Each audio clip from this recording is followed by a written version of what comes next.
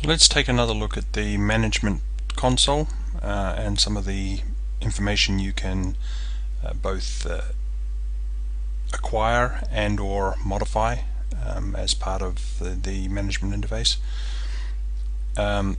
Just one final thing in relation to the standalone.xml file, which I purposely didn't mention in the previous set of screencasts. There is a couple of other sections that exist in that file that, or could exist in that file that weren't shown. One of them is deployments, and I largely skipped over that because it doesn't appear until you have some deployments, and it's not a section you should touch. It's automatically updated by the application server at runtime, and attempting to edit that file, that section in the file, could be problematic at best. There's a couple of other sections in there that allow you to set up things like system properties and custom paths, predefined custom paths, which can be useful for making your configuration a little bit more generic if you want to reuse the configuration across a variety of servers. But you'll see those being referenced in future discussions, so we'll come back to those later. So on to our demonstration here of the management console. If we take a bit of a look around here in runtime, which is where you typically fall into when you first log in, we see configuration settings, and from here we can see that the server is running, obviously, what its code name is, its release version, whether its configuration is up to date or not. Most useful is the list of extensions that are registered with the server at this point in time, and you can see this is paged, so there's 23 extensions registered. We're looking at the first 8, and of course we can navigate our way through as needed to review the remainder of the extensions.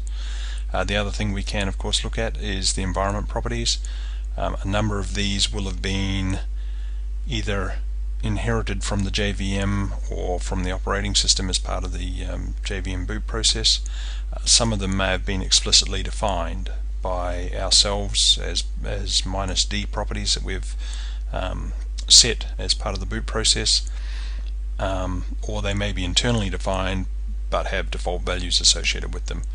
And of course there's quite a few of those, 91 at this point in time with this particular server instance, and like other times we can scroll through and check these out as we need to.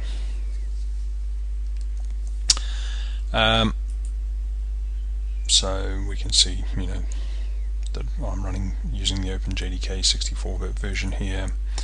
The JVM was the Oracle-based JVM.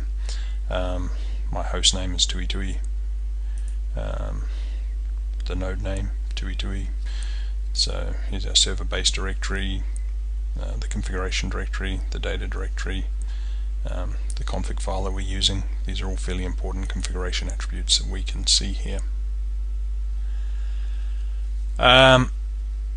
Further down in the status we have the JVM properties. This is basically just information about your heap and memory usage, as well as thread usage. So my heap allocation, which is where objects are typically created, the XMX value that was passed in was 1303, although the server itself has access to 1248 megabytes of RAM. It's currently using 351. Obviously this will vary quite radically depending on deployed applications and when the most recent garbage collection occurred and things like that. Non-heap usage is memory that's used for things like the permanent generation zone and native libraries and so forth that the JVM might be referring to, and then of course the thread count down here. We've got a refresh button to update as necessary. We can see configured data sources.